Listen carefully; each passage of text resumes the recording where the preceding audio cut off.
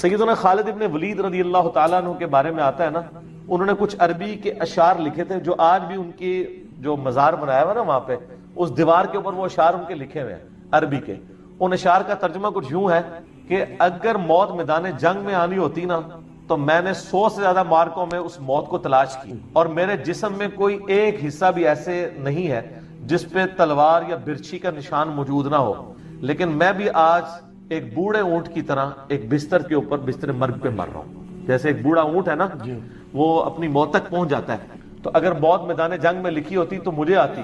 اور یہ کمانڈر اس طرح کے نہیں تھے کہ پیچھے بیٹھ کے لوگوں کو آگے بھیجتے تھے، نہ سر، یہ وہ کمانڈر نہیں سن، یہ وہ تھے جو فرنٹ سے لیڈ کرتے تھے۔ اس لیے آپ کو پتا ہے نا کہ خالد ابن ولید سے غلطی بھی ہو گئی تھی۔ حضرت ابوبکر کے زمانے میں ایک شخص تھا جس کے مطلب وہ شیعہ تو اس میں ذرا غلوب کرتے ہیں، وہ کہتے ہیں وہ صحابی تھا، اس کی بیوی ان کو پسند آ گئی تو اس کو قتل کروا کے انہوں نے شادی کر لی، اور اس میں عدت بھی شمار نہیں کی ہے۔ تو بہرحال وہ بیسیکلی کلمہ گو تو تھا، لیکن وہ شامل ہو گیا تھا جو جھوٹے پیغمبری کا دعویٰ جس نے کیا تھا اس کے ساتھ، نہیں مسلمہ کذاب کے ساتھ بھی، اور دوسرا جو دودھ تھا اسود تھا اس کے ساتھ شامل ہو گیا تھا۔ اور پھر جب اس نے یعنی معاملات بگڑتے ہوئے دیکھے وہ علیحدہ ہوا، لیکن حضرت خالد بن ولید نے اس کو جب یعنی سوال جواب شروع کیے نا تو اس نے بکواس یہ کیا کہ صاحبکم کا لفظ استعمال کیا، یعنی تمہارے صاحب کا یہ کہنا ہے، یعنی نبی علیہ السلام کے بارے میں۔ کوئی شخص یہ تو نہیں کسی کو کہنا تمہارا نبی یہ کہتا ہے، تو کہے گا ہمارے نبی کہتے ہیں۔ تو سیدنا خالد بن ولید کو غصہ آیا، انہوں نے باقی جو اس کی سٹوری بنائی ہے نا کہ اس کی وہ انہوں نے جو دیگ پکائی، اس کے جسم کے ٹکڑے کر کے اس کے سر کے اوپر رکھ کے دے، وہ تو پھر آگے کہانیاں بنا دیتے ہیں نا۔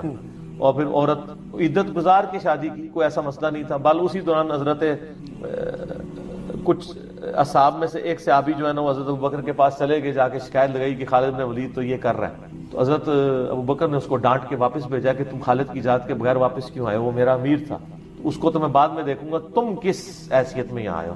واپس بھیج دیا۔ حضرت عمر بڑے ناراض ہوئے، انہوں نے کہا کہ یہ تو شکایت لگائی آپ نے، اسی کو ڈانٹ دیا۔ انہوں نے کہا سمع و طاعت ڈسپلن کیسے رہے گا؟ ایک بندہ اٹھتا ہے اس کے اوپر آپ پورا ایک ڈاکٹرائن تو نہیں کھڑی کریں گے۔ اور پھر وہ وہاں سے بھی نکلا کہ باقی سارے پاگل ہیں جو ساتھ ہیں وہاں، ٹھیک ہے، ان میں ایمان کوئی نہیں ہے۔ خیر الٹیمیٹلی حضرت عمر دب گئے، حضرت ابوبکر نے تھوڑا ان کو دبا لیا، اور لیکن حضرت عمر کے دل میں تھی یہ بات۔ اور جب واپس آئے نا جہاد سے تو اب آگے وہ جس طرح تبلیغی جماعت والے کارگزاری سناتے ہیں نا، تو وہ آگے صحابہ نے کارگزاری سنائی۔ تو حضرت عمار بن یاسر اور عبداللہ بن عمر کو حضرت ابوبکر نے بلوایا، حضرت عمر کو بھی ساتھ بٹھایا، ہاں جی بتاؤ کیا کارگزاری ہے؟ تو بتاتے رہے اس میں مسلمہ کذاب کی جو جنگ ہوئی تھی، جنگ یمامہ، جس میں بہت لاس ہوا تھا، اور وہ جنگ کا credit top of the list Khalid bin Walid کو جاتا ہے۔ وہ جنگ تو آلموسٹ ہار چکے تھے مسلمان، وہ عمر سیریز میں انہوں نے فلمایا وہ سین سارا، حضرت خالد بن ولید نے فرنٹ سے لیڈ کیا جا کے، جس میں واشی نے پھر مسلمہ کذاب کو بھی قتل کیا۔ تو عمار بن یاسر نے ایک جملہ وہاں پہ بولا، انہوں نے کہا یا امیر المومنین، خالد بن ولید شہادت کی تمنا میں ہم سب سے بڑھ کر تھے، اگرچہ یہ امیر تھے لیکن یہ ہر مارکے میں آگے جا کے لڑتے تھے کہ مجھے شہادت مل جائے۔ اور پھر کہا یا امیر المومنین، اگر ہم میں سے کوئی مرتا نا اس جنگ کے اندر سب سے پہلے تو خالد بن ولید ہوتا، کیونکہ یہ فرنٹ سے جا کے لیڈ کرتا تھا۔ یہ فرنٹ سے لیڈ آپ کی طرح نہیں ہے جناب، تلوار ہے، یا اگلے والے نے مر جانا یا آپ نے مر جانا ہے، ٹھیک ہے، 0-1 ہے، ٹھیک ہے نا، درمیان والی چیز ہی کوئی نہیں ہے۔ غزوہ موتا کے موقع پر 9 تلواریں خالد بن ولید کے ہاتھ پہ ٹوٹی تھیں، صحیح بخاری میں آتا ہے 9 تلواریں ٹوٹ گئی تھی جناب۔ تو یعنی اتنی گمسان کی جنگ ہوئی ہے، تلوار ٹوٹنا کوئی چھوٹی بات ہے۔ تو پھر جب یہ بات کی تو پھر حضرت ابوبکر نے پوچھا یہ والا جو قصہ ہے کیا اس نے عدت میں؟ ان کا نہیں، عدت تو گزار کے شادی کی، اللہ کی حد کو نہیں توڑا۔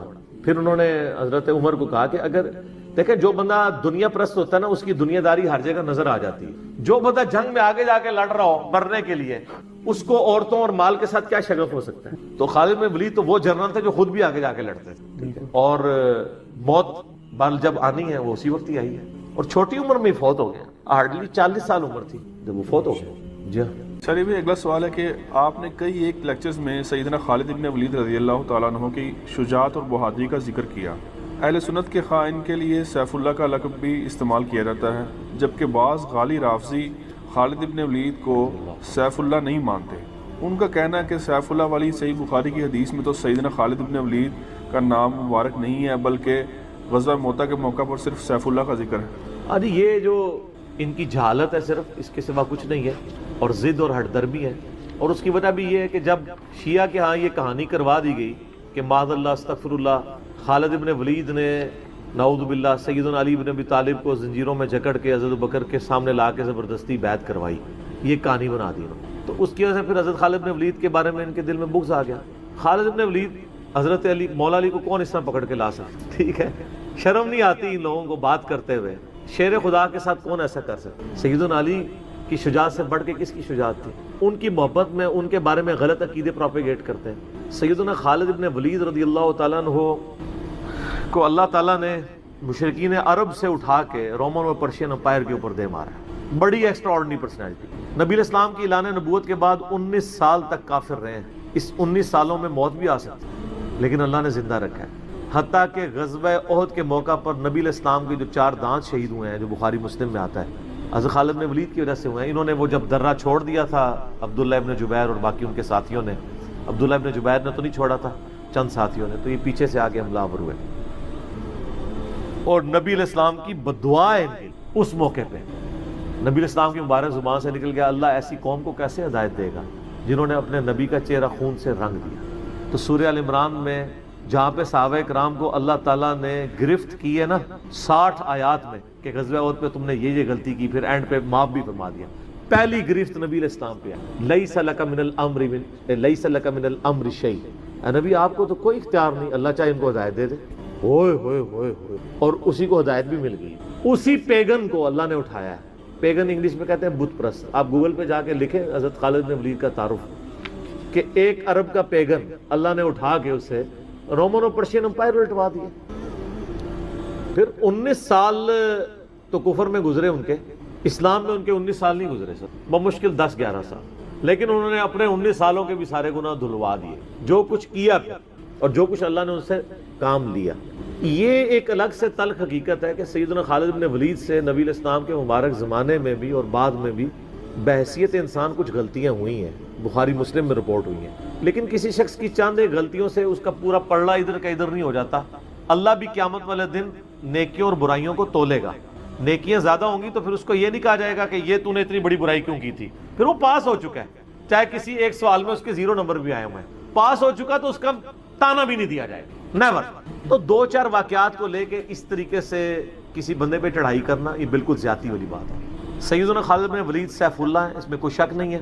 صحیح بخاری میں جو یہ حدیث کہتے ہیں نا، یہ حدیث بڑی مشہور ہے، غزوہ موتا کے موقع پر آپ کو پتہ ہے نبی علیہ السلام نے رومن امپائر کی طرف اپنا ایک ایلچی روانہ کیا تھا، خط بھیج کے، اس ایلچی کو قتل کر دیا گیا اور اس وقت ایلچی کا قتل اعلان جنگ ہوتا تھا، تو نبی علیہ السلام نے ایک لشکر روانہ کیا زید بن حارثہ کی قیادت میں، نبی علیہ السلام کے منہ بولا بیٹا جس کا نام قرآن میں، واحد صحابی جس کا نام قرآن میں زید، لیکن ساتھ ہی آپ نے فرمایا، صحیح بخاری میں الفاظ ہے کہ اگر زید فوت ہو جائے، مسند احمد میں ڈیٹیل موجود ہے انہی الفاظ کے ساتھ، کہ زید فوت ہو جائے تو جعفر کو اپنا امیر بنا لینا، جعفر فوت ہو جائے شہید ہو جائے تو پھر عبداللہ بن رواحہ کو بنا لینا، اگر وہ بھی شہید ہو جائے پھر تو اپنی مرضی سے کسی کو امیر چن لینا۔ یہ مسند احمد میں، بخاری میں الفاظ ہیں کہ صحابہ کرام کہتے ہیں نبی علیہ السلام مدینہ شریف میں تھے اور آپ علیہ السلام کی آنکھوں سے مسلسل آنسو رواں تھے اور آپ نے کہا کہ میرے زید کو شہید کر دیا۔ اب مسلمانوں کا پرچم جعفر نے تھام لی، جعفر بھی حضور کے لاڈلے سے، آپ کو پتہ ہے جعفر طیار حضرت علی کے بھائی، جن کے بارے میں بخاری میں آتا ہے کہ ان کے 2 بازو کٹ گئے تھے تو آپ علیہ السلام فرمایا میں نے اسے جنت میں اڑتے ہوئے دیکھا، اللہ نے اس کو 2 پر دے دیے۔ نجاشی کے دربار میں انہوں نے ہی، آپ کو پتہ ہے سورہ مریم پڑھی تھی،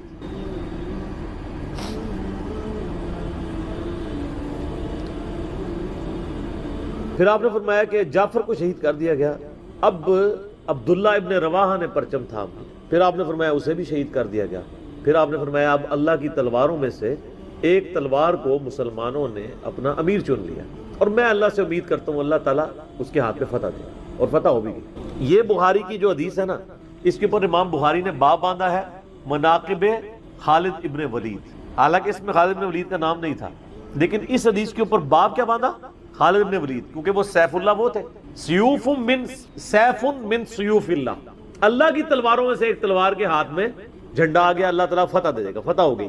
اس کے 3-4 طریقے بخاری میں، باقی طریق کے اندر نا خالد ابن ولید کا نام بھی موجود ہے کہ خالد ابن ولید کے ہاتھ میں اب پرچم آ گیا, اللہ نے فتح دے دی. اچھا, اور وہ فتح یہ ہوئی کہ بہت بڑا لشکر سامنے سے آ گیا تھا. حضرت خالد بن ولید اپنے لشکر کو بچا کے واپس لیا. ایک غزوہ موتا تھا, اور صحیح بخاری میں آتا ہے کہ 9 تلواریں حضرت خالد کے ہاتھ میں ٹوٹی تھیں اس دن. 9 تلواریں اس جنگ کے اندر. واپس آ گئے. پھر بعد میں خیر وہ ایک رومن امپائر والا پھر یرموک پہ جا کے کنکلوژن ہوئی نا. یہاں پہ بخاری میں الفاظ ایک طریق میں خالد بن ولید ہیں, دوسری میں سیف اللہ, اور امام بخاری نے باب بھی باندھ دیا تو سیف اللہ ثابت ہو گیا. اسی حدیث کا جو طریق مسند احمد میں ہے اس میں الفاظ ہیں اللہ کی تلواروں میں سے ایک تلوار خالد ابن ولید. جامعہ ترمذی میں ایک حدیث صحیح سند کے ساتھ ہے کہ نبی الاسلام کے سامنے سے حضرت خالد ابن ولید گزرے تو آپ نے فرمایا کہ خالد بن ولید کتنا نیک بندہ ہے اللہ کا, اللہ کی تلواروں میں سے ایک تلوار ہے. آپ دیکھیں جس شخص کے لیے نبی الاسلام کی مبارک زبان سے بددعا نکلی, اسی مبارک زبان سے ان کو اللہ کی تلوار کا قرار دے دیا. ذالک فضل اللہ یؤتی من یشاء, یہ اللہ کی بے نیازی. آپ تو کسی ایسے شخص کو معاف بھی نہ کرتے جس کی وجہ سے نبی کے 4 دانت شہید ہوئے. اللہ دیکھیں کیسے کیسے مجرمین کو معاف کر کے کس ایپیکس پہ فائز کرتے, بندے نہیں معاف کرتے. اس طریقے سے صحیح بخاری میں حدیث ہے, حضرت عبداللہ ابن عباس کہتے ہیں کہ مجھ سے سیف اللہ خالد ابن ولید نے خود یہ حدیث بیان کی. تو بخاری میں خود سیف اللہ لقب عبداللہ ابن عباس نے, کہ ایک دن حضرت خالد ابن ولید نبی علیہ السلام کی بیوی سیدہ میمونہ جو کہ میری خالہ بھی ہیں حضرت عبداللہ ابن عباس, ان کے ہاں نبی علیہ السلام کے پاس بیٹھے ہوئے تھے. تو انہوں نے بھونی ہوئی دب لا کے رکھی, عربی میں دب کہتے ہیں, دال با دب, اردو میں ہم اسے وہ گو, ویسے گو کا لفظ اپروپریٹ نہیں ہے, سانڈا لفظ ہے اصل میں. چھپکلی سے تھوڑی سی بڑی ہوتی ہے, حلال ہے کیونکہ یہ سبزی خور ہے. ہاں یہ سبزی خور ہے, عربی بڑے شوق سے کھاتے ہیں. گو دب کہتے ہیں. آپ یوٹیوب پہ بھی دب لکھیں نا تو پوری عربیوں کی ویڈیوز کھل جائیں گی. دب لا کے رکھی گئی بنی ہوئی. تو حضرت خالد بن ولید کہتے ہیں میں بڑے شوق سے کھانا شروع کیا, اور حضور مجھے بڑے دیکھ رہے تھے ایسے, وہ یعنی اتنے ذوق و شوق سے کھا رہے تھے. تو میں نے کہا یا رسول اللہ آپ بھی؟ تو آپ فرمایا کہ میرے علاقے کی غذا نہیں ہے, میں نہیں کھاتا, یعنی حرام. ان کا یا رسول اللہ کیا حرام ہے؟ آپ فرمایا حرام نہیں ہے, مجھے پسند نہیں ہے. اس سے یہ بھی بات پتہ چلی کہ اگر کسی کو کوئی رزق پسند نہ ہو تو اس میں کوئی گناہ اور عیب والی بات نہیں ہے. یہاں تو کہتے ہیں جس کو کدو پسند نہیں ہے اس کی گردن اتار دو. کہتے ہیں نا قاضی ابو یوسف کی طرف ایک جھوٹا واقعہ مشہور کیا ہوا ہے. وہ اللہ نے یعنی اتنی چیزیں اس لیے بنائی ہیں نا, کسی کو ایک چیز پسند ہوگی کسی کو دوسری, تو اس میں بھی سیف اللہ کے الفاظ ہیں. اس کے علاوہ صحیح مسلم میں ایک حدیث ہے, آپ کو پتا ہے ذوالخویسرہ التمیمی نجدی خبیث جس نے کہا تھا اے محمد اللہ سے ڈر اور انصاف کر. بخاری مسلم دونوں میں آتا ہے. تو آپ فرمایا اگر میں انصاف کرنے والا نہیں تو کون ہے؟ تو وہاں پہ الفاظ ہیں مسلم شریف میں, یہ بخاری میں بھی حدیث ہے, مسلم کے الفاظ ہیں کہ حضرت عمر فاروق رضی اللہ عنہ کا یا رسول اللہ اجازت ہے میں اس منافق کی گردن اڑا دوں. اور وہاں پہ الفاظ ہیں پھر سیف اللہ خالد کھڑے ہوئے, وہاں بھی لفظ ہے سیف اللہ. انہوں نے کہا یا رسول اللہ اجازت دیں. آپ فرمایا چھوڑ دو, لوگ کہیں گے یہ اپنے ساتھیوں کو مرواتا ہے. کوئی کلمہ گو تو تھا نا, وہ اس کی نسل سے بھی لوگ پیدا ہوں گے, ان کے خلاف قتال کرنے والے مخلوق کے بہترین لوگ ہوں گے. اور ابو سعید خدری کہتے ہیں کہ وہ حضرت علی کے زمانے میں جب یہ ظاہر ہوئے تو حضرت علی کے ساتھ مل کے ہم نے ان خوارج کے خلاف قتال کیا تھا. تو یہ مسلم میں بھی سیف اللہ کے الفاظ موجود ہیں. باقی حضرت خالد بن ولید رضی اللہ تعالیٰ عنہ کی پرسنالٹی یعنی بڑی ایکسٹراڈنری ہے. آپ دیکھیں کہ آلموسٹ ان کی جو عمر مبارک ہے وہ بلو 45 تھی جب وہ فوت ہوئے حضرت عمر کے دور کے اندر. حضرت ابوبکر صدیق کے دور کے اندر وہ آرمی چیف تھے. وہ سر عمر سیریز پھر دیکھیں تو آپ کو پتہ چلے. انہوں نے ایک ایک چیز فلمائی ہے. مسلمہ کذاب کے خلاف قتال میں کون لیڈ کر رہا تھا؟ خالد بن ولید. جتنے عرب کے قبائل مرتد ہوئے ہیں ان کے خلاف حضرت خالد بن ولید کو بھیجا. اور اس کے بعد پرشین امپائر کا جب جہاد شروع ہوا ہے تو شروع کی ساری مہمات میں حضرت خالد بن ولید تھے. تو کرتے کرتے اس دوران کچھ واقعات رپورٹ ہوتے تھے ایسے. حضرت ابوبکر صدیق سے حضرت عمر مخالفت کرتے تھے. وہ کہتے تھے یہ اپنی طرف سے کچھ ڈیسیژن کر لیتا ہے, اس کو چاہیے کہ امیر کی اطاعت کرے. تو حضرت ابوبکر صدیق کہتے تھے کہ اگر وہ میرے حکم کا انتظار کرے گا تو 1 مہینہ تو خط پہنچنے میں لگے گا, ایک جانے میں, اس وقت تک اس کے ہاتھ سے موقع ہی نکل جائے. تو میں نے اسے اختیار دیا ہوا ہے. کوئی موبائل فون یا کوئی اس وقت واٹس ایپ تو ہے نہیں تھا. لیکن حضرت عمر ذرا ڈسپلن کے بہت سخت تھے. وہ کہتے تھے اس طرح ان کو خود ڈیسیژن نہیں لینا چاہیے, کیونکہ اس میں 1-2 مسئلے ان سے مس ہینڈل بھی ہو گئے تھے. تو جب اتنے بندہ کام کر رہا ہوتا ہے 1-2 مسئلے تو مس ہینڈل ہو جاتے ہیں. ہم سمجھتے ہیں مس ہینڈل ہونے کا مطلب ہے 0 سے ملٹیپلائی. ایک طبقہ یہ سمجھتا ہے, دوسرا کہتا ہے نہیں کہ چونکہ اس کی شان بہت ہے لہذا مس ہینڈل ہو نہیں سکتا. یہ دونوں ایکسٹریم ہے. وہ پیغمبر ہی ہے جس کو اللہ تعالی نے رول ماڈل بنایا ہے, وہی بیلنس ہے. تو پھر جنگ یرموک کا موقع جب آیا, رومن امپائر کے خلاف فیصلہ کن جنگ تھی جو, تو عین میدان جنگ میں حضرت ابوبکر صدیق فوت ہو گئے. حضرت عمر نے پہلا ڈیسیژن یہ کیا کہ خالد بن ولید کو آرمی چیف کے عہدے سے معزول. ہائے ہائے سر، بالکل آپ آخری اوور چل رہے ہو اور آپ کا جو پلیئر سینچری پہ سینچری مار رہا ہو، آپ اس کو کہیں اس کو واپس آ جاؤ اور ایک نیا پلیئر بھیج دیں جو کریز پہ سیٹ تھا، اس کو آپ واپس بلا لیں. یہ وہ شخص کر سکتا ہے جس کا خدا پہ یقین ہو. تو اور آپ کو پتہ ہے حضرت عمر کے رشتہ دار تھے قریبی، انہی کے قبیلے سے تھے حضرت خالد بن ولید. حضرت خالد بن ولید کو پتہ تھا کہ یہ اگر عمر خلیفہ بنے گا نا تو پھر میرا معاملہ پہلے ہوگا. اور وہی ہوا، ابو عبیدہ ابن جراح کو بنا کے بھیج دیا. لوگوں میں بڑی چیمہ گوئیاں شروع ہوئی کہ لو جی سب سے بڑی آرمی کے خلاف جنگ ہو رہی ہے، سب سے بڑی سپر پاور، اور عین میدان جنگ میں یہ ڈیسیژن کر دیا ہے اگر مسلمان ہار گئے پھر کیا ہوگا، یہ وہ اللہ نے فتح دے دی. فتح ہوئی تو اب جب لوگ آ کے مبارک باتیں پیش کر رہے ہیں، پھر حضرت عمر نے آ کے مسجد نبی میں خطبہ دیا. انہوں نے کہا خدا کے لیے میں تم سے یہی تو چیز ختم کرنا چاہتا تھا کہ یہ فتوحات خالد کی وجہ سے نہیں ہو رہی، رب خالد کی وجہ سے ہو رہی ہیں. کل کو خالد نہیں رہے گا تو تم کیا سمجھو گے کہ اسلام ختم ہو جائے گا؟ اسلام نے تو آگے چلنا ہے. ٹھیک ہے. پھر انہوں نے کہا میری دوسری حکمت یہ تھی کہ مجھے پتا ہے کہ اب یہ رومن امپائر مسلمانوں کے پاس آ جائے گی، بیت المقدس بھی فتح ہو گیا پھر بعد میں. تو خالد ابن ولید جو ہے یہ جنگ کی فیلڈ کا ماسٹر ہے، اور جب کوئی علاقہ فتح ہو جاتا ہے پھر کسی جنگجو کی وہاں گورنر لگانے کی ضرورت نہیں ہوتی، بلکہ کسی ایسے شخص کو گورنر لگانے کی ضرورت ہوتی ہے جو ہیومن انسٹنکٹ سے واقف ہو، جس کو ہیومن مینجمنٹ آتی ہو. تو خالد تو ہمیشہ تلوار کے ساتھ ہی کھیلا ہے، اس کو ہیومن مینجمنٹ نہیں آتی. تو میں نے اس شخص کا انتخاب کیا ہے جس کو سب سے زیادہ رسول اللہ صلی اللہ علیہ وسلم کی صحبت کا شرف حاصل ہے. اور بخاری مسلم میں حدیث ہے کہ نبی علیہ السلام نے فرمایا کہ ہر نبی کے ساتھ ایک امین ہوتا ہے، اور میرا امین جو ہے وہ ابو عبیدہ ابن جراح ہے. ان کو پھر یعنی یرموک میں حضرت عمر نے یعنی آرمی چیف لگایا اور فتح ہوئی. اس کے بعد بیت المقدس بھی فتح ہو گیا، کیونکہ ابو عبیدہ جو ہے وہ شروع کے مسلمانوں میں سے ہیں، مکی دور کے. اب بعد میں لوگوں کو اسلام سکھانا تھا تو ایسے بندے کی ضرورت تھی نا. تو پھر حضرت عمر آپ کو پتا ہے نا دورے پہ بھی گئے تھے بیت المقدس کی چابیاں لینے کے لیے. تو وہاں پہ کئی واقعات ہیں، ان میں سے ایک جو واقعہ ابو عبیدہ کا جو کہ ذکر ہوا ہے، تو اس کے بعد حضرت عمر ابو عبیدہ کو کہتے ہیں مجھے اپنے اب آپ آفس میں لے چلو. دنیا کی سب سے بڑی سپر پاور فتح کی ہو جس بندے نے، آپ سمجھیں کہ ایک بندے نے امریکہ فتح کیا ہے، کسی جنرل نے، واشنگٹن ڈی سی میں اس کا آفس تو ہونا چاہیے. حضرت عمر رضی اللہ تعالیٰ عنہ کو ابو عبیدہ جب اپنے یعنی آفس میں لے کے گئے تو آفس کیا تھا؟ اسی قلعے کا ایک پرانا سا کمرہ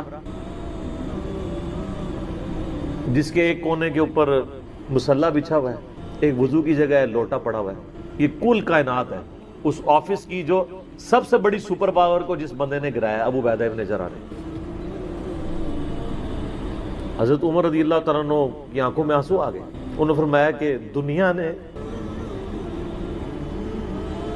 ہر بندے کے اوپر اپنا اثر چھوڑا ہے سوائے ابو عبیدہ ابن جراح کے. دنیا سے شکست نہیں دے سکی. دنیا سے مراد دنیا کی محبت. ہر بندے نے اپنا حصہ لے لیا. اس لیے آپ کو پتا ہے نا کہ حضرت عمر اپنے دور خلافت میں ابو عبیدہ ابن جراح کو بار بار خط لکھتے رہے کہ آپ ادھر آ جائیں، کیونکہ حضرت عمر چاہتے تھے کہ میں اپنے بعد ان کو خلیفہ نامزد کروں، اس لیے کہ وہ امین الامت ہے. لیکن وہ پھر حضرت عمر کے دور میں طاعون کے مرض میں وبا جو پھیلی تھی شام میں، اس میں وہ پھر شہید ہو گئے اور وہی ان کا پھر وہ قبر بن گئی. سر میرا سوال ہے کہ طاعون کا مرض آپ کو پتہ ہے کہ کیا تھا؟ جسم پہ پورے پھوڑے نکلتے تھے کینسر کے. تو کیا حضرت ابو عبیدہ ابن جراح ناکام گئے ہیں دنیا سے؟ کہتا ہے جی کوئی بندہ مرا تھا، بڑا نورانی چہرہ تھا، یہ تھا وہ تھا. ہر بندے نے اپنے بنائے ہوئے ہیں. ایک بندہ پھوڑوں کی تکلیف سے مرا ہے، بخاری مسلم کی حدیث ہے، جو طاعون کے مرض میں مرا وہ شہید ہے. تو وہ مرے تو بستر مرگ پہ ہے لیکن شہید ہے. اور دوسری طرف خالد بن ولید آپ دیکھ لیں، سینکڑوں جنگوں میں حصہ لیا انہوں نے، کسی ایک جنگ میں شکست نہیں کھائی، حتیٰ کہ جو کافروں کی طرف سے بھی غزوہ احد لڑی ہے اس میں بھی ان کو شکست نہیں ہوئی. جسم پہ حضرت خالد بن ولید کہا کرتے تھے میرے جسم کا کوئی حصہ نہیں جس پہ برچھی یا نیزے یا تلوار کا نشان نہ ہو. ظاہر ہے اتنی جنگوں میں زخم لگ جاتے ہیں، لیکن میں بھی آج ایک بوڑھے اونٹ کی طرح بستر مرگ پہ مر رہا ہوں. میں نے سینکڑوں جنگوں میں اپنی موت کو تلاش کی لیکن موت نہیں آئی.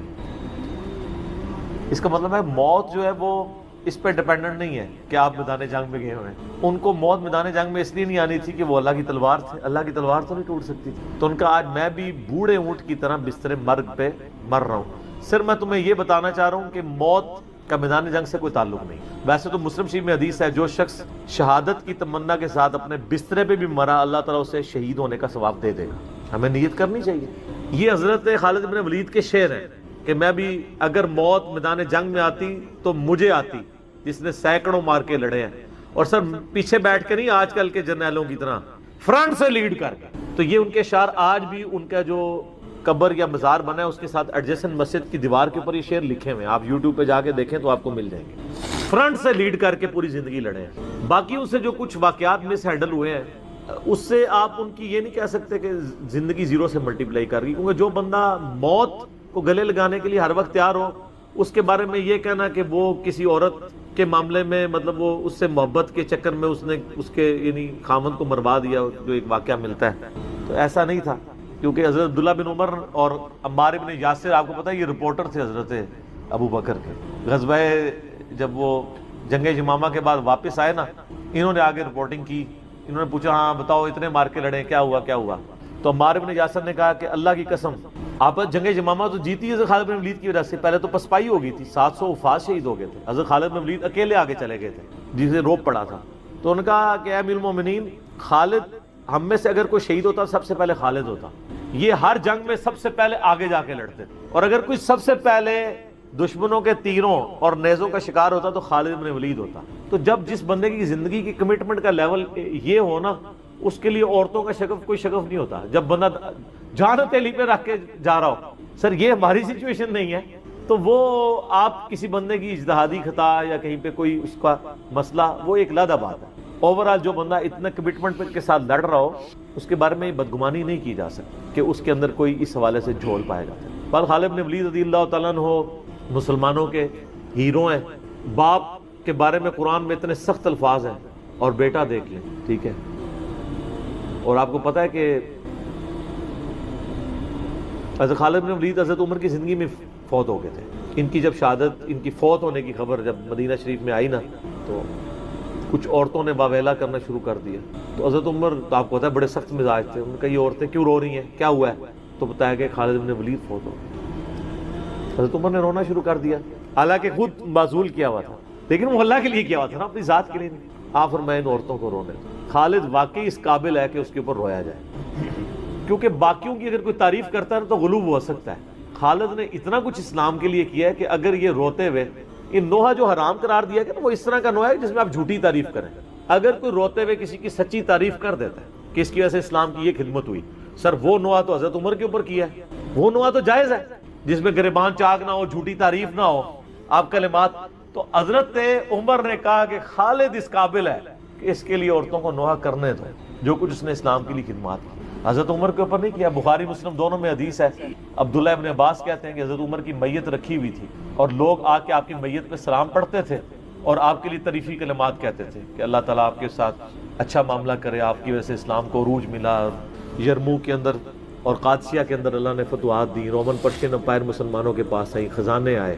اتنے میں عبداللہ ابن عباس کہتے ہیں, بخاری مسلم دونوں میں حدیث ہے, ایک شخص میرے پیچھے آ کے کھڑا ہوا اور اس نے میرے کندھے پہ یوں کونی رکھی اور اس نے کہا اے عمر اللہ تجھ پہ رحم کرے, تو اس روئے عرض پہ ایسا شخص تھا کہ میری خواہش تھی کہ میں اللہ کے حضور اگر پیش ہوں نا تو میں تیرے اعمال کے ساتھ پیش. ہائے ہائے ہائے, تیرے اعمال اس قابل ہیں کہ میں چاہتا ہوں میں ان اعمال کے ساتھ اللہ کے سامنے پیش ہوں. اور میں نے رسول اللہ سے بارہ سنا تھا, میں ابو بکر اور عمر نے یہ کیا, میں ابو بکر اور عمر فلاں جگہ گئے, میں ابو بکر اور عمر داخل ہوئے, میں ابو بکر اور عمر نکلے. مجھے امید تھی کہ تم اپنے دو ساتھیوں سے جا ملو گے. کس کے ساتھ؟ رسول اللہ اور ابو بکر صلی اللہ علیہ وآلہ وسلم رضی اللہ تعالیٰ. تو ابن عباس کہتے ہیں کہ میں نے جب یوں مڑ کے دیکھا تو حضرت علی بن ابی طالب تھے جو یہ تعریفی کلمات حضرت عمر کی میت پہ کہہ رہے ہیں. سر مولا علی کسی کے لیے تعریفی کلمات کے اور اس لیول کے کہ میں تیرے اعمال کے ساتھ اللہ کے حضور پیش ہونا چاہتا ہوں, اس کو اور کسی سرٹیفکیٹ کی ضرورت نہیں, جس کی خود فضیلت میں اتنا کچھ ہے. اور آپ دیکھیں کس طرح اب یہ سارے تعریفی کلمات میت پہ کہے جا رہے تھے, اس طرح کے وہ ان کے لائق تھا کہ ان کے لیے لوگ یہ تعریفی کلمات پڑھتے. واقعی انہوں نے اسلام کو کنٹریبیوٹ کیا. یہاں تو جن لوگوں نے اسلام کا جنازہ نکالا ہے, بدعقیدگیاں پھیلائی ہیں, لوگ ان کی کہتے ہیں جی بڑی خدمات ہیں. پھر میں بار بار پوچھتا ہوں کیا خدمات ہیں؟ کس صوفی بزرگ نے جو ہے وہ بخاری کا ترجمہ کر دیا ہے؟ اپنی مدر ٹنگ کے اندر. کس نے قرآن کا ترجمہ کر دیا؟ پھر کہتے خدمات ہے. خدمات جن لوگوں کی ہیں وہ نظر آ رہی ہیں. آج تک لوگ ان کا نام لیتے ہیں تو رضی اللہ تعالیٰ عنہ کہتے ہیں, ان کے لیے دعائیں مانگتے ہیں, ان کی زندگی میں بھی, ان کی وفات کے بعد بھی قیامت تک. ٹھیک ہو گیا. وہ بخاری مسلم میں وہ جو لمبی حدیث ہے جو نبی علیہ السلام اپنی بیویوں سے ناراض ہو گئے تھے, ایلا کیا تھا 1 مہینے کے لیے, گھر کی چھت پہ شفٹ ہوئے, سیدنا عمر ملنے گئے تو نبی علیہ السلام کے اوپر کرتا بھی نہیں تھا, صرف تامت تھی, اور آپ ایک کھجور کی چٹائی پہ لیٹے ہوئے تھے, اٹھے تو کمر مبارک پہ چٹائی کے نشان تھے. سیدنا عمر نے رونا شروع کر دیا, اللہ کے رسول صلی اللہ علیہ وآلہ وسلم کیسرو کسرا دنیا کے مزے لوٹ رہے ہیں اور آپ اللہ کے پیغمبر ہو کے آپ کی یہ حالت ہے. تو آپ نے فرمایا اے عمر, لگتا ہے کہ دنیا کی حقیقت ابھی بھی تجھ پہ نہیں کھلی, کیا تو اس پہ راضی نہیں ہے کہ کیسرو کسرا یعنی رومنز اور پرشینز کے جو حاکم ہیں, بادشاہ ہیں, وہ دنیا کے مزے لوٹیں اور ہم آخرت کی سعادت. حضرت عمر کو جب یہ بات نبی علیہ السلام کہہ رہے تھے کہ لگتا ہے ابھی بھی دنیا کی حقیقت تم پہ نہیں کھلی, تو بعد والے لوگ تو پھر کسی کھاتے میں نہیں, لیکن پھر جناب حضرت عمر کی پھر ایسی حقیقت کھلی دنیا کی, ان پہ نہ حرام کھایا نہ کسی کو کھانے دیا. حضرت ابو بکر کی للہیت آپ دیکھیں, پوری زندگی جس بندے کی وجہ سے حضرت ابو بکر کو ذہنی ٹینشن رہی ہے وہ حضرت عمر ہے. آپ جتنی احادیث اٹھا کے دیکھیں, حضرت ابو بکر کے ساتھ ہمیشہ اختلاف رائے حضرت عمر نے کیا. وہ بخاری مسلم میں نہیں آتا, صحیح بخاری میں وہ مشہور حدیث ہے جس پہ وہ آیات نازل ہوئی تھی, لا ترفعوا اصواتکم فوق صوت النبی. وہاں پہ حضرت ابو بکر نے مشورہ دیا, یا رسول اللہ فلاں قبیلے کا امیر فلاں کو مقرر کریں, کیونکہ وہ نیو مسلم قبیلہ تھا. نبی علیہ السلام کی عادت تھی کہ آپ کوئی بھی نیو مسلم ہوتا تھا نا, اس قبیلے کا ایک امیر مقرر کرتے تھے تاکہ بعد میں اس سے کمیونیکیٹ کر کے تو قبیلے تک بات پہنچے. حضرت عمر نے کہا نہیں یا رسول اللہ فلاں بندہ زیادہ بہتر ہے. اس پہ حضرت بکر نے کہا کہ تم ہمیشہ میری بات کی مخالفت کرتے ہو. بس اسی چپکلش میں آوازیں بلند ہوئیں, لیکن آوازیں وہاں بلند ہوئیں جو اس کائنات میں اللہ کے بعد سب سے ریسپیکٹیبل پرسنالٹی محمد رسول اللہ صلی اللہ علیہ وآلہ وسلم. قرآن نازل ہو گیا کہ نبی کی آواز سے بھی اپنی آواز کو بلند نہیں کرنا, لا ترفعوا اصواتکم فوق صوت النبی. اور اگر تم نے اپنی آواز کو نبی کی آواز سے بلند کیا تو تمہارے اعمال برباد کر دیے جائیں گے اور تمہیں خبر بھی نہیں. اور ان سے ایسی گفتگو نہیں کرنی جس طرح تم آپس میں کرتے ہو. یہ نہ ہو کہ ابو بکر عمر یہ سمجھ لیں کہ یہ تو ہمارا داماد ہے اور بچوں کی جگہ ہوتا ہے داماد. نہ وہ اللہ کے رسول ہے. ہاں جی, اما عائشہ نے کبھی نہیں کہا کہ میرے خاوند نے فرمایا. کیا کہا؟ قال رسول اللہ. سیدہ فاطمہ نے یہ نہیں کہا کہ میرے ابا جی فرماتے تھے, نہیں, قال رسول اللہ صلی اللہ علیہ وآلہ وسلم. سیدنا علی نے نہیں کہا کہ میرے چچا زاد بھائی کا بیان ہے, نہ, قال رسول اللہ صلی اللہ علیہ وآلہ وسلم. بخاری کے الفاظ ہیں, عبداللہ ابن زبیر کہتے ہیں کہ جب یہ آیات نازل ہوئیں تو حضرت عمر حضور سے اتنی آہستہ آواز میں گفتگو کرتے تھے کہ حضور کو سنائی نہیں دیتی تھی. آپ کہتے تھے عمر تھوڑا اونچا بولو, مجھے آواز نہیں آ رہی. اتنا ڈر گئے. پھر اللہ نے ساتھ ہی ڈگری دے دی, ان الذین یغضون اصواتهم عند رسول اللہ. بے شک جو لوگ اپنی آوازوں کو دھیما رکھتے ہیں اللہ کے نبی کے حضور, وہی لوگ ہیں جن کے دلوں کو اللہ نے تقوی کے لیے چن لیا ہے. ان کے لیے مغفرت ہے, اجر عظیم ہے. یہ وہ آیات ہیں جو روزہ شریف پہ آج بھی لکھی ہیں. بلکہ ابھی یہ جو سعودی حکومت نے دوبارہ رینوویٹ کروایا نا, یہ ساری آیات نا روزہ شریف کی جالیوں کے اوپر انہوں نے ساری ترتیب سے لکھ دی کہ قبر رسول پہ بھی کوئی شخص اپنی آواز کو بلند نہیں کرے گا. تو وہ بات کہاں سے کہاں شروع ہوئی تھی؟ نبی علیہ السلام کی یہ رسپیکٹ ہے. تو میں وہ بات اس سے شروع کی تھی کہ اتنا کنفلکٹ اپنے دور خلافت میں بھی حضرت عمر ہر جگہ حضرت بکر کے ساتھ اختلاف رائے رکھتے تھے. خالد ابن ولید کے مسئلے پہ بھی کہ یہ اپنی مرضی کرتا ہے, خلیفہ کو نہیں پوچھتا. اور پھر کہتے تھے کہ اگر میں آپ کی جگہ ہوا نا, سب سے پہلے میں اس کو ہٹاؤں گا, چھوڑوں گا نہیں. پھر ہٹا بھی دیا. اور دوسری طرف حضرت ابوبکر کے کہتے تھے کہ ماؤں نے کوئی شیر پیدا ہی نہیں کیا جو خالد بن ولید جیسا ہو, وہ لاڈلے. لیکن یہ سارے کنفلکٹس کے باوجود ہونا تو یہ چاہیے تھا کہ جب حضرت ابوبکر پہ بیماری آئی تو کسی اور بندے کو تو خلیفہ نامزد کرتے, عمر کو نہ بناتے. ایک بندے کو یار ایک نیگیٹو سائیکالوجی ڈیولپ ہو جاتی ہے کہ تو ہر مسئلے میں میرا اختلاف کیتا ہے, ہوں میری واری آئی ہے نا تو میں اپنی مرضی کا بندہ نامینیٹ کراں گا. سارے صحابہ سے مشورہ کیا, حضرت عمر سے نہیں کیا, اور اینڈ پہ کہا کہ میں عمر کو نامینیٹ کرتا ہوں. قبول ہے. پہلے تو سارے کہہ رہے تھے, جیسے ہمیں لوگ کہتے ہیں جن سب کو کام دوسو دین دا بڑا شوق ہے کرنے دا, کام دا سنیا دوبارہ کال ہی نہیں آتی. اے جی انگریزی ترجمہ کرنا کرو, اے جی لکھنا ہے لکھو. تو شروع میں جوش چڑھتا ہے. جب حضرت بکر نے نامینیٹ کیا کہ یہ ہے بندہ, کیونکہ یہ مشورے سے ہوا ہے, یہ ڈکٹیٹرشپ نہیں تھی, سارے صحابہ تھے. اس وقت قبائل کے سردار سے ہی پوچھا جاتا تھا نا. سارے قبیلوں کے سردار جب کہہ رہے ہیں کہ عمر کو بنا دیں, یہ نہیں کہا, یہ کہا کہ آپ ہمارے خیر خواہ, آپ جس کو بھی بنا دیں, جب بنایا تو پھر چیما گوئی شروع ہو گئی کیڑا بندہ لاتا ہے ساڑھے تے تو بڑا ڈانڈا ہے. پھر حضرت بکر نے کہا کہ ایک طرف تم کہتے ہو میں تمہارا خیر خواہ ہوں, اچھا وہ میرا خیال ہے وہ بھی سوچ رہے ہوں گے کہ عمر کو تو نہیں بنائیں گے.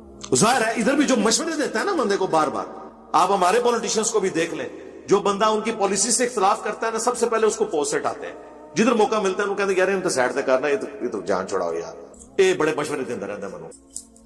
تو وہ ایکسپیکٹ نہیں کر رہے تھے کہ حضرت عمر کوئی, اور حضرت عمر سے نہیں پوچھا. حضرت عمر ناراض ہو کے آپ نے مجھ سے پوچھے بغیر نامینیٹ کر دیا ہے. تو حضرت ابوبکر نے کہا مجھے اگر یہ بات پتہ ہوتی نا, میرے علم میں کہیں یہ بات کونے میں بھی ہوتی نا کہ تم خلافت کی خواہش رکھتے ہو تو میں تمہیں نامینیٹ ہی نہ کرتا. مجھے پتا تھا میں تمہیں پوچھوں گا اور تم انکار کرو. بہرحال اب یہ میں نے نامینیٹ کر دیا. اور پہلی نصیحت کی اتق اللہ یا عمر, اے عمر اللہ سے ڈرنا, اور ڈرتے ہوئے یہ چیز ذہن میں رکھنا کہ اگر ایک بندہ بھی جنت میں جا رہا ہے تو اللہ کی رحمت سے امید رکھنا کہ وہ تم ہو, اور اگر ایک بندہ بھی جہنم میں جا رہا ہے تو یہ ڈر جانا کہ تم نہ ہو. تو یہ لوگوں میں للہیت تھی. ہم لوگ تو بس اس قسم کی باتیں ہی کرتے ہیں. تکلیفیں جن لوگوں نے اٹھائی ہیں نا جی, ان کے نام آج تک زندہ ہیں. رضی اللہ عنہ ہم انہیں کہتے ہیں, علیہ السلام کہتے ہیں. حضرت ابوبکر نے حضرت عمر کو کیوں خلیفہ بنایا, حالانکہ وہ حضرت علی کے گھر جا کر پریشان ہوئے تھے. خلیفہ تو نہیں حضرت عمر کو بنایا, مشورہ کیا تھا. مشورے میں صحابہ کرام نے آپ کے اوپر چھوڑا تھا کہ آپ جو ڈیسیژن کریں گے. اس کے بعد بھی فیڈ بیک لیا گیا, تو اس میں کوئی ایسا مسئلہ نہیں ہے, کسی کی خلاف ورزی نہیں ہوئی ہے. اور وہ جو آپ کہہ رہے ہیں حضرت علی کے گھر جا کے پریشان ہوئے, تو انہوں نے کہا تھا آپ نے اس امر خلافت میں ہمیں شامل کیوں نہیں کیا مشورے کے طور پر. تو حضرت عمر کو بناتے وقت مشورے کے طور پر شامل کیا گیا تھا. تمام صحابہ جو بڑے تھے ان سے پوچھا گیا تھا, تو سب نے کہا آپ مسلمانوں کے خیر خواہ ہیں, آپ جس بندے کو نامینیٹ کریں گے ہم اسے ایکسیپٹ کریں گے. جب نامینیٹ کیا پھر کتنے مخالفین اس وقت سامنے آئے تو ان کو پھر انہوں نے سیٹسفائی کیا. عمر سیریز میں پورا انہوں نے فلمایا ہوا ہے. ہاں حضرت عمر نے یہ نہیں کیا, انہوں نے کہا میں اپنے کندھوں پہ یہ بوجھ نہیں اٹھاؤں گا, میں 6 رکنی کمیٹی بناؤں گا. ٹھیک ہے, اور بلکہ بخاری مسلم میں موجود ہے, حضرت عبداللہ بن عمر کہتے ہیں کہ مسلم شریف میں ذرا تفصیل کے ساتھ ہے, یہ کیسے ہو سکتا ہے کہ کوئی گڈریا جو ہے وہ اپنی بھیڑ بکریوں کو بغیر کسی کے حوالے کیے ہوئے یوں چلا جائے. تو جب انہیں بتایا گیا کہ حضرت عمر یہ ڈیسیژن کر رہے ہیں کہ وہ معاملہ امت کے اوپر ہی چھوڑ رہے ہیں, اس آدھی روایت کو غالی رافضی اٹھاتے ہیں اور کہتے ہیں جی یہی تو ہم بھی آپ کو کہہ رہے ہیں کہ نبی الاسلام پھر کس طرح دنیا سے چلے گئے بغیر کسی کو حوالے کیے ہوئے. روایت آدھی پڑھتے ہیں, آگے موجود ہے. عبداللہ بن عمر کہتے ہیں کہ پھر جب مجھے خبر دی گئی کہ میرے والد نے کہا ہے کہ اگر میں اپنی جگہ کسی کو خلیفہ نامزد کرتا ہوں تو میں اس شخص کی سنت پہ عمل کرتا ہوں جو مجھ سے بہتر تھا, یعنی ابو بکر, اور اگر میں نہیں کرتا تو میں اس کی سنت پہ عمل کرتا ہوں جو ہم سب سے بہتر تھے, محمد رسول اللہ صلی اللہ علیہ وسلم. تو عبداللہ بن عمر کہتے ہیں پھر مجھے پتا چل گیا کہ ہاں, کیونکہ نبی علیہ السلام کی سنت کو پرائرٹی حضرت عمر دیتے تھے, تو وہ کہتے ہیں مجھے پتا چل گیا کہ اب میرے ابا جان وہ کام نہیں کریں گے جو حضرت ابو بکر نے کیا, بلکہ وہ کام کریں گے جو نبی علیہ السلام نے کیا. ٹھیک ہے, تو سمجھ میں کسی کو فرق لگ سکتا ہے. میرے خیال ہے حضرت عمر نے جو ڈیسیژن کیا وہ بالکل درست تھا کہ شورا بنائی اور شورا کے اوپر معاملے کو چھوڑ دیا, اور اس میں کرائٹیریا انہوں نے اپنی ذات کو نہیں رکھا. ہاں بخاری کے الفاظ ہیں, ان 6 میں سے خلیفہ چن لینا, علی, عثمان, طلحہ, زبیر, عبد الرحمن بن عوف اور سعد بن ابی وقاص, کہ رسول اللہ جب دنیا سے گئے تو ان سے راضی تھے, اپنی وفات تک راضی تھے. تو کرائٹیریا انہوں نے وہی بنایا جو نبی علیہ السلام کا تھا, یعنی 10 مبشرہ میں سے وہ 6 بچ گئے تھے. ایک 7ویں بھی تھے لیکن وہ حضرت عمر کے بانوئی تھے, سعید ابن زید, ان کو اس وجہ سے انہوں نے شامل نہیں کیا, ورنہ یہ 6 10 مبشرہ والے تھے. تو 10 مبشرہ کے پیچھے تو نبی علیہ السلام اور اللہ تعالیٰ کھڑے ہوئے. یہ جو آج لوگ کہتے ہیں نا کہ اس وقت ڈیموکریسی کیوں نہیں ہوئی, ڈیموکریسی اس لیے نہیں ہوئی ہے کہ جب وحی کی تائید حاصل ہو کسی معاملے میں, نبی علیہ السلام نے ان 6 کو بہتر کہا نا, تو دوبارہ سے ڈیموکریسی کروانے کی ضرورت ہی نہیں ہے. تو وہاں ہمارے پاس تھا ایک آپشن, لیکن بعد میں پھر دیکھنا چاہیے کہ کثرت رائے سے فیصلہ ہو. آپ کے بقول سیدنا عمر رضی اللہ تعالیٰ عنہ نے سیدنا علی کو 6 رکنی کمیٹی میں داخل کیا, جس کے ذریعے خلیفہ ثالث کو چنا گیا, جبکہ اہل تشیع اس معاملے میں سیدنا عمر کے اس اقدام کو بدنیتی قرار دیتے ہیں, نعوذ باللہ. ان کے مطابق مولا علی کو ڈائریکٹ ہی نامزد کر دینا چاہیے تھا. میرے بھائی یہ بدنیتی قطعاً نہیں تھی. صحیح بخاری میں موجود ہے کہ میں نے ریسرچ پیپر جو واقعہ کربلا والا ہے نا, واقعہ کربلا کا حقیقی پس منظر 72 صحیح الاسناد حدیث کی روشنی میں, جس میں 200 روایتیں اکثر بخاری اور مسلم سے ہیں, اس میں بھی میں نے یہ حدیث ڈالی ہوئی ہے. بخاری میں ہے 3700 اور ایک اس کا طریق بخاری میں ہے 7207. جس میں حضرت عثمان کس طرح منتخب ہوئے وہ ڈیٹیل موجود ہے. یہ ذرا دکھا دیں جی دوبارہ ان کو واقعہ کربلا والا سچ پیپر. یہ عربی میں بھی ہے, اردو میں بھی ہے, ہندی میں بھی ہے اور انگلش کے اندر بھی ہے, انشاءاللہ فارسی میں بھی آ جائے گا. فری ڈاؤن لوڈ کر سکتے ہیں, اور اگر ڈاک کے ذریعے منگوانا ہے عثمان بھائی کو کال کریں 032159000162, فری آ جائے گا آپ کے گھر. اس میں موجود ہے بخاری میں 3700 اور 7207 کہ 6 رکنی کمیٹی جو سیدنا عمر نے وفات کے دنوں میں بنائی. ایک طریق میں آتا ہے کہ انہوں نے نام لیا علی, عثمان, طلحہ, زبیر, عبد الرحمن بن عوف اور سعد ابن ابی وقاص. 6. ایک میں حضرت علی کا نام پہلے ہے, ایک میں حضرت عثمان کا نام پہلے ہے. 6 رکنی کمیٹی بنائی. اس سے پہلے جو آپ اس پوری ڈیٹیل حدیث کو پڑھیں تو عبداللہ بن عمر کہتے ہیں کہ لوگوں نے حضرت عثمان سے کہا اپنا خلیفہ نامزد کریں حضرت عمر سے. تو حضرت عمر نے کہا اگر میں خلیفہ نامزد کرتا ہوں تو میں اس شخص کی سنت پہ عمل کرتا ہوں جو مجھ سے بہتر ہے, یعنی سیدنا ابو بکر, اور میں اگر خلیفہ نامزد نہیں کرتا تو میں اس شخص کی سنت پہ عمل کرتا ہوں جو ہم سب سے بہتر ہے, یعنی نبی صلی اللہ علیہ وآلہ وسلم. تو عبداللہ بن عمر کہتے ہیں جب یہ بات حضرت عمر نے کی تھا تو میں سمجھ گیا کہ اب وہ اپنا خلیفہ کسی کو نامزد نہیں کریں گے, کیونکہ حضرت عمر کوشش کرتے تھے کہ وہ نبی کے طریقے کے اوپر چلیں. ویسے حضرت ابو بکر نے بھی کوئی دھوس نہیں کی تھی, صحابہ سے مشورہ لیا تھا, لیکن وہ ذرا ڈیفرنٹ تھا, یعنی نامزد کیا اور ظاہر ہے کہ حضرت عمر کے لیول کا کوئی بندہ نہیں تھا, سب نے ایکسیپٹ کر لیا. لیکن حضرت عمر اس سے بھی ایک سٹیپ آگے گئے, انہوں نے نامزد بھی نہیں کیا کسی کو اور کہا کہ 6 رکنی کمیٹی بنا رہا ہوں, اور اس میں الفاظ ہے کہ یہ وہ 6 بندے ہیں جن سے نبی علیہ السلام وفات تک راضی رہے. ٹھیک ہے, تو اس لیے ووٹنگ کی ضرورت نہیں تھی. جب نبی انڈورس کرتے پھر ووٹنگ کی ضرورت نہیں رہتی, اور وہ اشرم وشرا والے تھے. کہا علی, عثمان, طلحہ, زبیر, عبد الرحمن بن عوف اور سعد ابن ابی وقاص. اور بخاری کے الفاظ ہے کہ سعد ابن ابی وقاص کو جو میں نے پرشین امپائر کی گورنری سے معزول کیا تھا نا, اس معزولی کو اس کے خلاف دلیل نہ لینا کہ جی اس نے عثمان حضرت عمر نے لا دیتا سی اینو نہیں سی خلیفہ چننا. ٹھیک ہے, وہ تو حضرت عمر 4 سال سے زیادہ کسی کو رہنے نہیں دیتے تھے گورنر, تاکہ وہ پارٹی نہ بنا لے اپنی. وہ تو حضرت معاویہ رضی اللہ تعالیٰ کی لاٹری نکل آئی کہ وہ 4 سال پورے ہی نہیں ہوئے, حضرت عمر شہید ہو گئے, ورنہ وہ بھی وہاں سے گورنری سے ہٹ جاتے. تو حضرت عمر ہر 4 سال کے بعد گورنر چینج کرتے تھے تاکہ وہ پارٹی بازی نہ کر لے خلیفہ کے خلاف. تو اس میں ویسے میرا کلپ ہے, لوگوں نے حضرت عمر پہ تان کیا تھا نا کہ معاویہ کو انہوں نے بنایا رضی اللہ تعالیٰ عنہ, تو میں نے کہا کہ وہ کچھ اور ہی معاملہ تھا. آپ جا کے لکھیں کہ حضرت معاویہ کو حضرت عمر نے گورنر بنایا تھا رضی اللہ تعالیٰ عنہ رضی اللہ عنہ مجمعین. تو ابن عمر کہتے ہیں کہ میں نے سمجھ لیا کہ نبی علیہ السلام کا طریقہ اڈاپٹ کریں گے, اور وہی ہوا, انہوں نے 6 رکنی کمیٹی. اس کے بعد اپنے بیٹے عبداللہ بن عمر کو کہا کہ اما عائشہ کے پاس جاؤ, ان سے کہنا کہ عمر بن خطاب عرض کرتا ہے, امیر المومنین نہ کہنا, I am no more امیر المومنین, کہیں میرے اس امیر کے حکم اولي الامر منکم کے تحت, یعنی اس کو حکم نہ امیر المومنین کا مان کے اما عائشہ مجبور ہو جائے. ان سے کہو کہ عمر اپنے 2 ساتھیوں کے ساتھ دفن ہونا چاہیے. اما عائشہ نے کہا رضی اللہ تعالیٰ عنہ میں نے یہ جگہ اپنے لیے رکھی تھی, لیکن آج عمر کو میں اپنے پہ ترجیح دوں. تو پھر وہ 7 دفن کیے گئے. ایک کنڈی کھلنے والا واقعہ جھوٹا جے, یہ حضرت ابو بکر نے کہا میری یہ رکھ دینا, میں وہ کنڈی کھل جائے گی, تو جھوٹ ہے. ورنہ تو سیدہ عائشہ کو بھی حضرت عمر کہتے کہ میں آ رہا ہوں, اگر کنڈی کھل گئی تو مجھے دفنا دینا. بخاری میں موجود ہے, کوئی کنڈی نہیں کھلی. میرا اس کے اوپر بھی کلپ ہے کہ قبر رسول سے آواز حضرت ابو بکر کے لیے. جھوٹ ہے بالکل, بخاری میں بالکل اس کے اپوزٹ چیزیں موجود ہیں. یہ ساری تاریخی روایتیں جمع کر کے تو امت کا بیڑا غرق کیا ان لوگوں نے, ظالموں نے. تو سیدنا عمر فاروق رضی اللہ تعالیٰ عنہ نے 6 رکنی کمیٹی بنائی. وہ کوئی بدنیت نہیں تھے, بیسیکلی حضرت عمر چاہتے تھے کہ مسلمان کنسنسس کے ساتھ 6 رکنی کمیٹی میں سے کسی کو چن لیں. باقی میں آپ کو بتاؤں, حضرت عمر نے خواب بھی دیکھا تھا, وہ بھی میں نے اس ریسرچ پیپر میں ڈالا ہوا ہے. وہ حدیث ہے صحیح مسلم میں 1258. حضرت عمر کہتے ہیں میں نے خواب دیکھا ہے کہ آج ایک مرغے نے خواب میں مجھے ٹھونگے ماری ہیں, اور میں نے اس کی تعبیر یہی کی ہے کہ مجھے قتل کر دیا جائے گا, اور اگر میں قتل ہو جاؤں تو ان 6 بندوں کے علاوہ کسی کو خلافت کے معاملے میں شامل نہ کریں جن سے نبی علیہ السلام وفات تک راضی رہے. یعنی ان کی نسبت نبی کی نسبت ہی تھی. اس کا مطلب ہے کچھ ایسے بھی تھے جن سے حضور وفات کے وقت ناراض تھے. اور پھر اس میں حضرت عمر کے بڑے سخت الفاظ ہیں.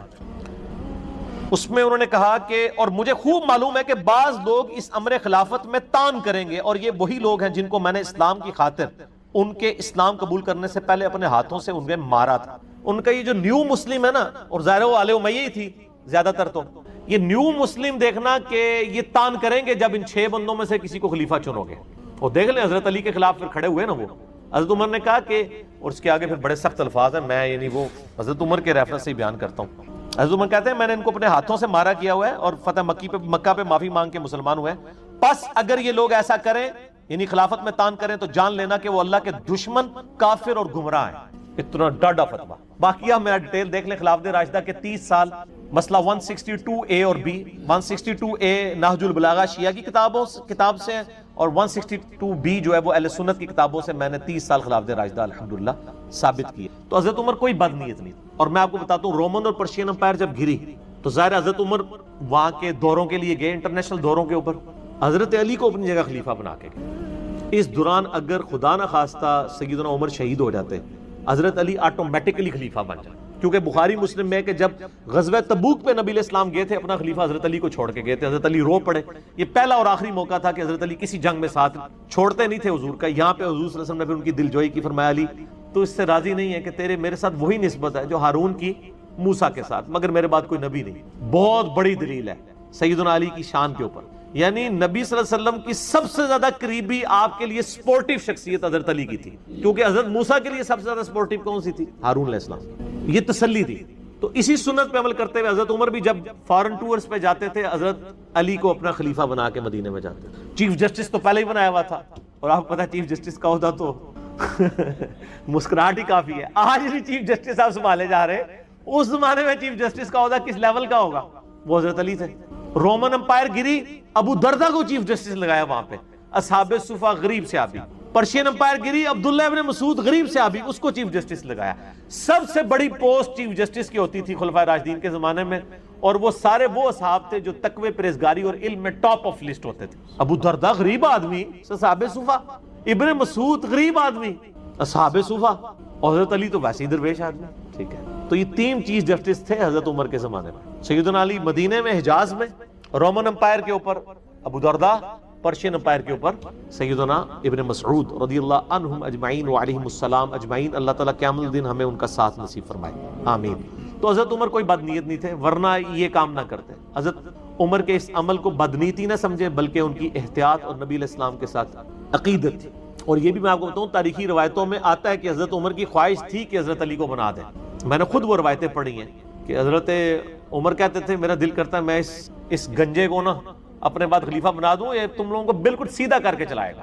حضرت علی اور حضرت عمر گنجے ہو چکے تھے، خود پہن کے نا بال جھڑ چکے. تو حضرت عمر کو بھی پتا. اور یہ یعنی مسلمانوں کے اوپر جب غیر مسلم بھی تاریخ لکھتے ہیں نا مسلمانوں کی، وہ کہتے ہیں کہ حضرت عمر کے بعد اگر حضرت علی کو خلیفہ چن لیا جاتا تو اسلام کو ایک عمر اور مل جائے. بہرحال ایک معاملہ الگ ہے. ہم تو چاروں کو خلفائے راشدین مانتے ہیں، حسن ابن علی کو 5ویں خلیفہ راشد مانتے ہیں الحمدللہ. اگر حضرت عمر علیہ السلام نے کہا تھا کہ جو لوگ فتح مکہ پر مسلمان ہوئے ان کا کوئی اعادہ نہ دیا جائے، تو انہوں نے حضرت معاویہ کو گورنر کیوں لگایا؟ اس پہ میری ویڈیو ریکارڈ ہے، دیکھیں. یہ صرف حضرت عمر کا مسئلہ نہیں تھا. حضرت ابوبکر عمر رضی اللہ عنہما علیہم السلام، ان کو نبی علیہ السلام کے مزاج کا کافی اندازہ تھا، کیونکہ انہوں نے اچھا خاصا وقت حضور کے ساتھ گزارا تھا.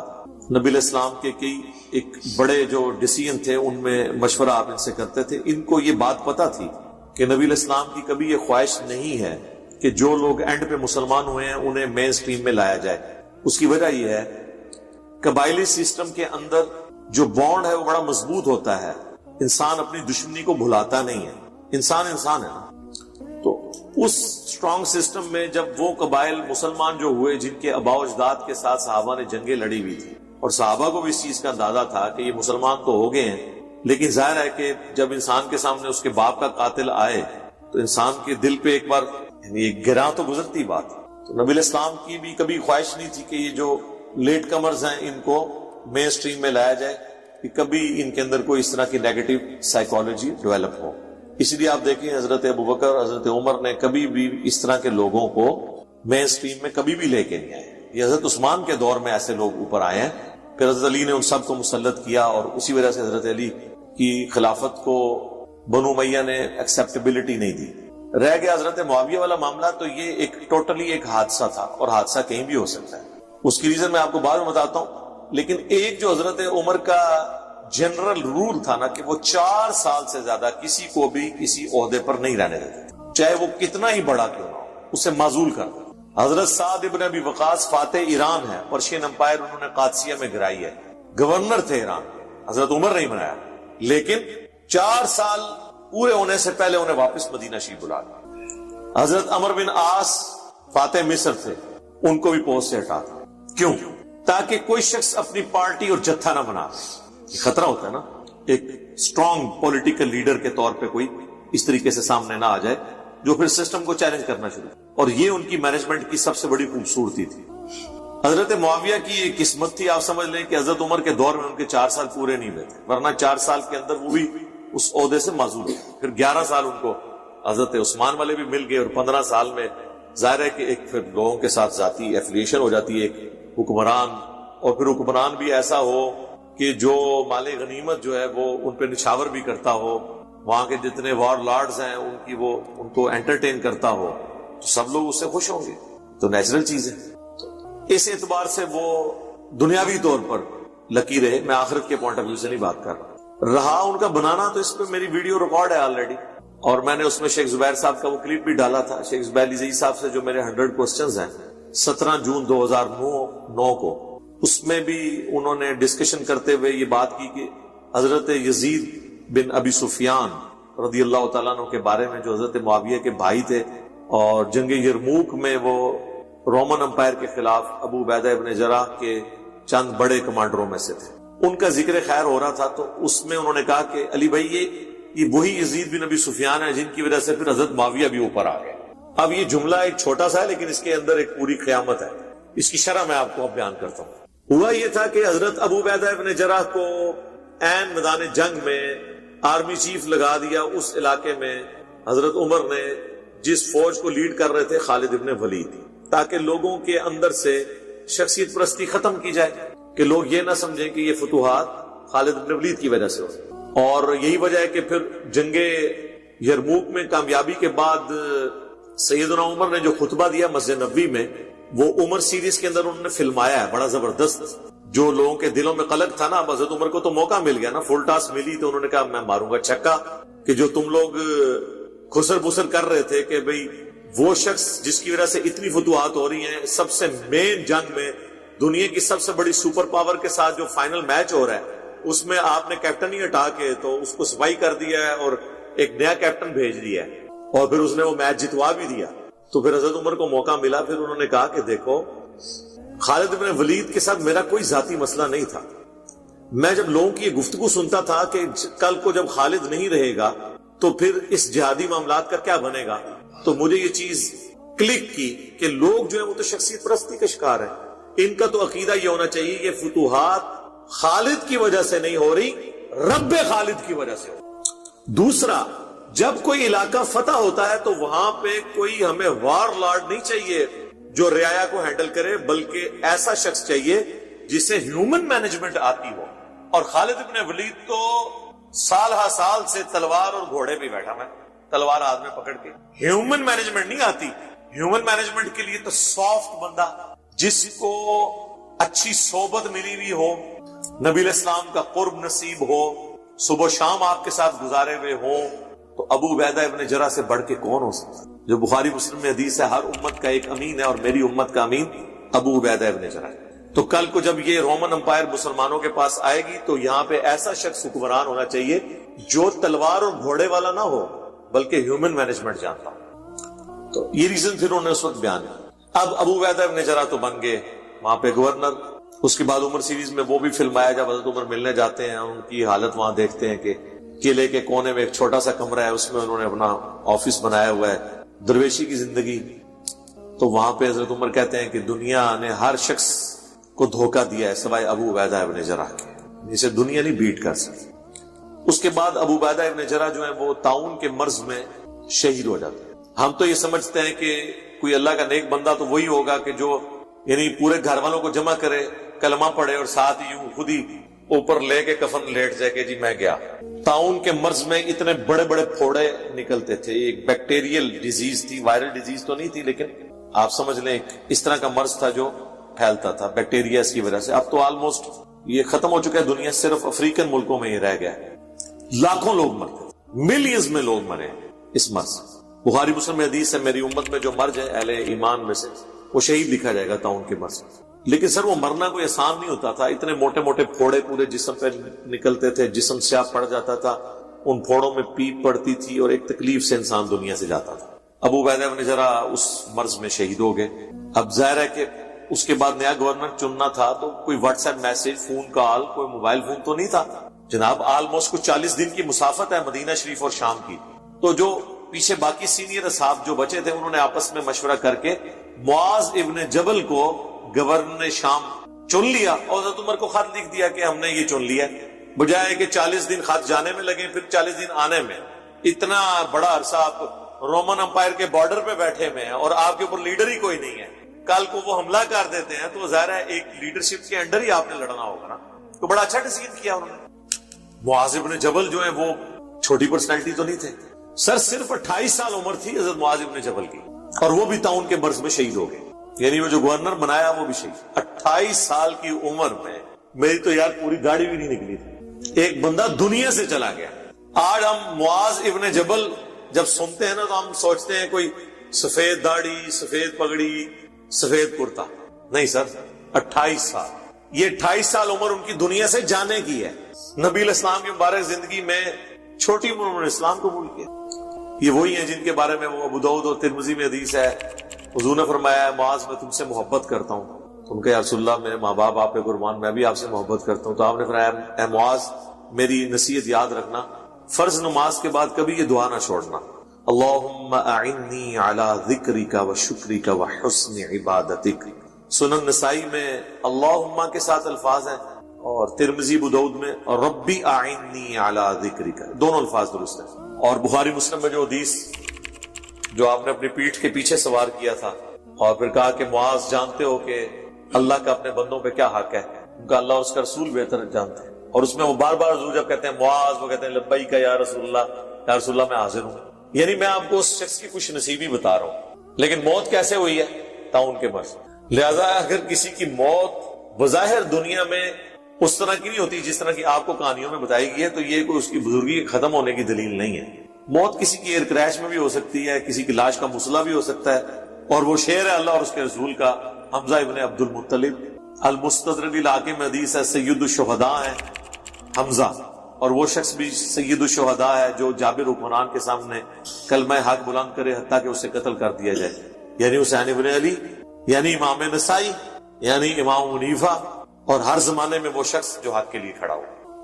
جب معاذ ابن جبل شہید ہوئے تو پھر لوگوں نے مشورہ کر کے یزید بن ابی سفیان کو اگلا گورنر چن دیا، کیونکہ وہ بھی بڑے اصحاب میں سے تھے، نبی الاسلام کے ساتھیوں میں سے. اللہ کا کرنا وہ بھی فوت ہو گئے. امت کی ازمائش جو لکھی ہوئی تھی، ازمائشیں پھر اسی طرح ہی آتی ہیں نا. وہ صحیح مسلم کی حدیث ہے نا کہ نبی الاسلام فرمایا جب تک میں موجود ہوں میرے صحابہ پہ وہ فتنے نہیں ٹوٹیں گے جو ان کی تقدیر میں لکھے ہیں. جب مجھے اللہ اٹھا لے گا تو ان پہ وہ فتنے ٹوٹ پڑیں گے، اور جب تک میرے صحابہ موجود ہیں اس وقت تک میری امت میں وہ فتنے نہیں ٹوٹیں گے جو میری امت کے مقدر میں ہیں. ظاہر اللہ نے دنیا ازمائش کے لیے بنائی ہے نا. وَلَنَبْلُوَنَّكُمْ بِشَيْءٍ مِّنَ الْخَوْفِ وَالْجُوعِ وَنَقْصٍ مِّنَ الْأَمْوَالِ وَالْأَنفُسِ وَالثَّمَرَاتِ. اور جب میرے صحابہ اٹھا لیے جائیں گے تو میری امت پہ فتنے آ جائیں. تو یزید ابن ابی سفیان کو جب انہوں نے گورنر چنا تو وہ بھی فوت ہو گئے. اب وہ 6 و 5 میں پڑ گئے کہ کس کو گورنر چنا جائے. پھر کنسنسس کے ساتھ حضرت معاویہ کو چن لیا گیا. اس وجہ سے بھی کہ حضرت معاویہ جو ہے حضرت یزید بن ابی سفیان کے چھوٹے بھائی بھی تھے اور اسی خاندان سے تعلق بھی رکھتے تھے. ایک تھوڑا سا ایک سسٹم بھی ڈیولپ ہو گیا تھا. اور پھر نبی الاسلام کا ظاہر ہے کہ ایک تالیف قلب والا معاملہ بھی تھا تو اسی کی کنٹینیوشن تھی. تو صحابہ کرام نے وہ حضرت عمر کو خط لکھا کہ ہم نے اب حضرت معاویہ کو چن لیا. تو یار 3 گورنر جو انہوں نے چنے حضرت عمر نے وہ بھی ایکسپٹ کر لیے، چوتھے کو بھی کر لیا. ٹھیک ہے، یہ قطن بدنیتی پہ نہیں تھا. حضرت عمر نے انہیں مامور نہیں کیا اسپیشلی چن کے، بلکہ وہ ایک وہاں کے لوکل ڈیسیژن کو انہوں نے انڈورس کیا. اس لیے حضرت عمر کو کوئی بلیم اس حوالے سے نہیں کیا.